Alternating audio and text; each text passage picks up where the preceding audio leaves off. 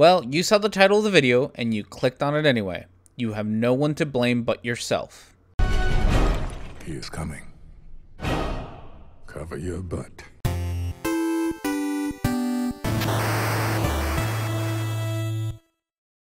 Help fight the Flat Earth bots by giving this video a thumbs up and subscribe for more weekly content. 200 Proofs Earth is Not a Spinning Ball by Eric Dubay. 67. The distance across the Irish Sea from the Isle of Man's Douglas Harbour to Great Orme's Head in North Wales is 60 miles. If the Earth was a globe, then the surface of the water between them would form a 60-mile arc, the center towering 1,944 feet higher than the coastlines at either end. It is well known and easily verifiable, however, that on a clear day from a modest altitude of 100 feet, the Great Orme's Head is visible from Douglas Harbour. This would be completely impossible on a globe of 25,000 miles.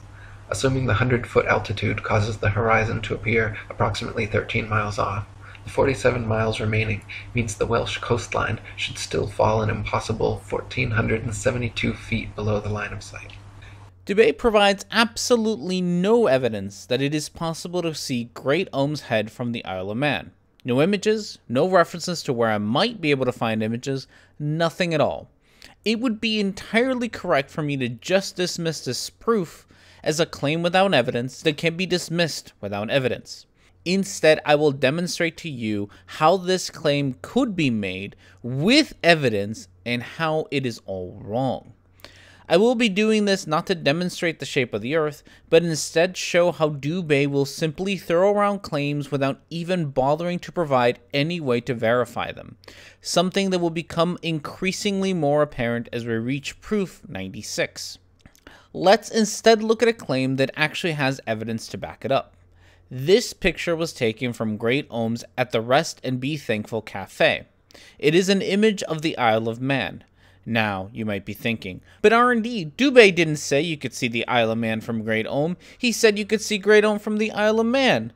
Well, too fucking bad. Maybe if Dubay bothered to provide evidence, I wouldn't have to go out of my way to find evidence for him. The observer is at a height of 400 feet above sea level, and he can easily see some peaks in the distance. Using peakfinder.org, we can find out what those peaks are and how far away they are from the observer. Let's focus on this peak here. This is the highest peak on Isle of Man, Sneefel. Sneefel? Snuffle. Snoofle. Something like that. This peak is 68 miles away from the observer, and it stands at 2,037 feet above sea level. Plugging in the distance and the height of the observer into the Earth curvature calculator, we see that only 1,262 feet are hidden by the curvature of the Earth. That leaves us with just under 800 feet of Sneefel visible. Far from impossible, this kind of observation is expected by the globe Earth model. This is going to be the problem with all the proofs in this video. They don't provide enough references to accurately verify the validity, and when distances and heights are given, they tend to be wrong. Okay, now comes the hard part. Proof 68 is the same as 67 except using the Philadelphia skyline. Proof 69 is the same as 67 except using the New York City skyline. Proof 70 is the same as 67 except using both the Philadelphia and New York skylines. Proof 71 is the same as 67 except using the Chicago skyline. Proof 72 is the same as 67 except using the Grimstock Dock Tower and citing a newspaper that either never existed or is no longer in publication. Proof 73 is the same as 67 except using the island of St. Helen. Proof 74 is the same as 67 except using the island of Gorgona. Proof 75 is the same as 67 except using the island of Corsica. Proof 76 is the same as 67 except using the island of Crapia?